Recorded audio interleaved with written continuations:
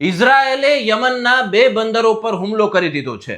તો વિદેશ મંત્રી કાર્ટઝે કહ્યું છે કે હુતીને પણ હમાસ જેવો જ અંજામ મળશે. ત્યારે ઇઝરાયલ અને હુતી વચ્ચે હાલ કેવી તણાવની ગતિવિધિઓ ચાલી રહી છે તેની વિગતે વાત કરીશું. નમસ્કાર, આપ જોઈ રહ્યા છો અવર રાજકોટ અને હું છું આપની સાથે ORJ દક્ષિણી. શુક્રવારે ઇઝરાયેલે યમનના હોદેદાહ અને સાલિફ પોર્ટ પર એર સ્ટ્રાઇક કરી. આ પોર્ટ્સ પરથી હથિયારોની અવરજવર થતી હોવાની આશંકા પર આ હુમલો કરવામાં આવ્યો હતો. ઇઝરાયેલે 30 થી વધુ બોમ્બ ફેંક્યા, જેમાં 1 મોત અને 9 ઘાયલ થયા. ઇઝરાયેલે કહ્યું છે કે જો હુતી વિદ્રોહીઓએ ઇઝરાયલ પરના હુમલા અટકાવ્યા નહીં તો તેમનો પણ હમાસ અને હિઝબુલ્લાહના નેતા જેવો જ અંત આવશે.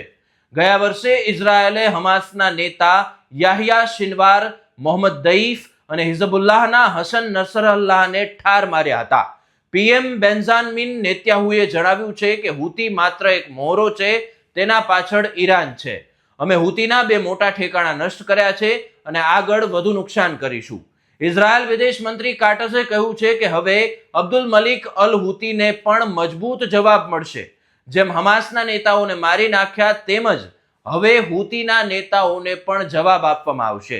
2023ના ઓક્ટોબરથી હુતી વિદ્રોહીઓએ ગાઝા પરના હુમલાઓ પછી ઇઝરાયલ વિરોધી અભિયાન શરૂ કર્યું છે.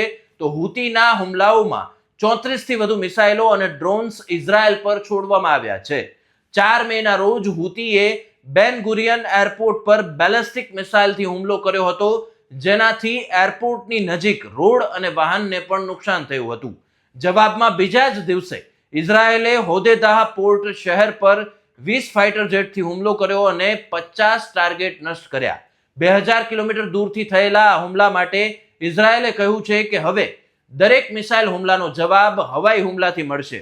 અમેરિકા હુતી સમજૂતી બાદ આ પહેલો હુમલો છે. એકબીજા પર હુમલો નહીં કરવા સંમત થયા હતા, છતાં હુતીએ કહ્યું છે કે તેઓ ઇઝરાયલ વિરુદ્ધ હુમલાઓ ચાલુ રાખશે. નમસ્કાર.